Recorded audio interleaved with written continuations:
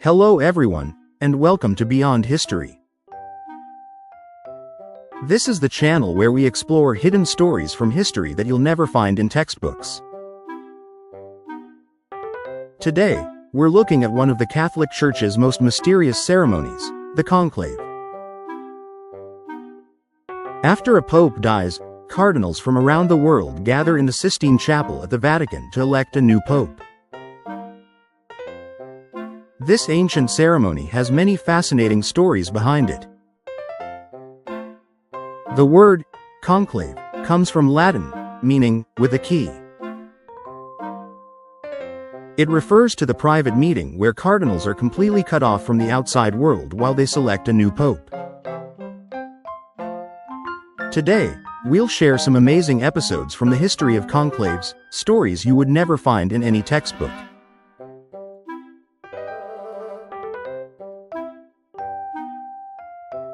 Episode 1. The Conclave with no roof. In 1268, Pope Clement IV died, and the cardinals gathered in the Italian town of Viterbo. At that time, there were no official rules for the conclave, and the cardinals couldn't agree on a new pope. 1 month passed, then 3 months, and eventually a whole year, but they still couldn't make a decision. Political differences and disagreements among the cardinals created a deadlock. The citizens of Viterbo were patient at first, but as time went on, they grew frustrated. Their town was stuck in a political stalemate, and the endless meetings were hurting the local economy. The townspeople first took mild measures. They limited the cardinals' diet to bread and water. But even this didn't work. Finally, the citizens took extreme action. The mayor and people of Viterbo began to remove the roof from the palace where the cardinals were staying.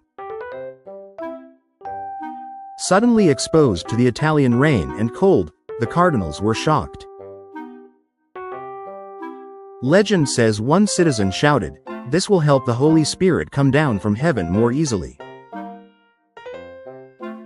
Tired of the rain and cold, the cardinals finally made their decision. After 2 years and 9 months, they elected Teobaldo Visconti as Pope Gregory X. Interestingly, at the time of his election, he wasn't even a cardinal and was away on a pilgrimage. After becoming Pope, Gregory X issued a decree called Ubi Periculum that officially established the conclave system. This law required cardinals to be isolated from the outside world and quickly elect a new pope. This is how the conclave rules we know today were born.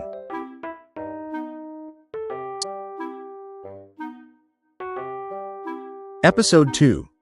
The Emperor's Veto and Memory Loss. In 1903, after Pope Leo XIII died, a conclave was called. Europe was in a complex political situation at that time, and the Vatican was not free from these influences. The most likely candidate in this conclave was Cardinal Mariano Rampolla. He was the Secretary of State for the previous pope, had much experience, and enjoyed strong support. However, Emperor Franz Joseph I of Austria-Hungary didn't want Rampolla to become pope because Rampolla was close to France. The emperor sent a secret message to Cardinal Jan Puzzina. The message stated that Austria would use its exclusive veto against Rampolla. On July 31st, during the conclave, Cardinal Puzzina suddenly stood up and delivered the emperor's message. The cardinals were shocked. Although the emperor's veto had no legal effect, it was pressure that couldn't be ignored in the political climate of the time. The conclave fell into chaos, and Rampolla's support dropped dramatically. In the end, Cardinal Giuseppe Sardo was elected as Pope Pius X.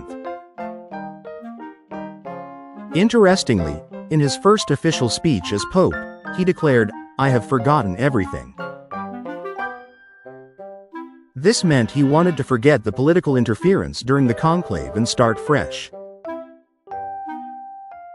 Pope Pius X later worked on church reforms and, because of this incident, revised the conclave rules in 1904 to forbid outside powers from interfering.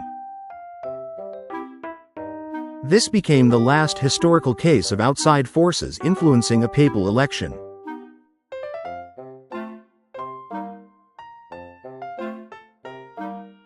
Episode 3.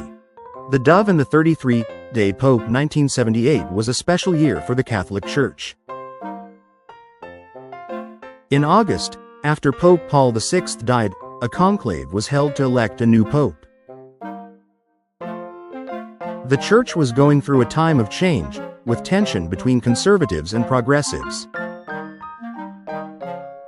When the cardinals gathered in the Sistine chapel, some noticed a dove nesting near one of the chapel windows. In the Bible, the dove is seen as a symbol of the Holy Spirit.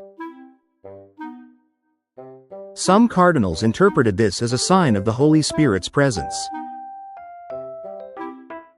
Interestingly, Cardinal Albino Lucini was sitting near the window where this dove most often perched. Lucini was a very humble and simple man, not considered a leading candidate. Surprisingly, the conclave ended after just one day, and Albino Lucini was elected as the new pope. He chose the name John Paul I. His warm smile and humility won the hearts of Catholics worldwide. But then something even more surprising happened. After only 33 days as Pope, John Paul I suddenly died. In October 1978, a second conclave was called, and this time Polish Cardinal Karol Wojtyla was elected. He became Pope John Paul II, the first non-Italian pope in 456 years. Many people remembered John Paul I's short reign and the dove by the window, believing that all of this was part of the Holy Spirit's plan for great change. Episode 4. Cigarette smoke and white smoke confusion. One of the most famous traditions of the conclave is the smoke signal that announces the voting results. If no new pope is elected, they burn the ballots to create black smoke. When a pope is elected, they add special chemicals to make white smoke. Thousands of faithful and journalists gather in St. Peter's Square to watch for this smoke. Until the mid-20th century, many cardinals were smokers. Because they were completely cut off from the outside world during the conclave, some cardinals secretly brought cigarettes with them. Especially in the 1958 and 1963 conclaves, this habit caused unexpected confusion. In the 1958 conclave, the cardinals' cigarette smoke mixed with the smoke from burning ballots, confusing the crowds in St. Peter's Square. The color of the smoke wasn't clear, so people couldn't tell if a new pope had been elected. Some news agencies even reported false information. According to one cardinal's memoirs, every time we burned the ballots, some cardinals were also smoking cigarettes.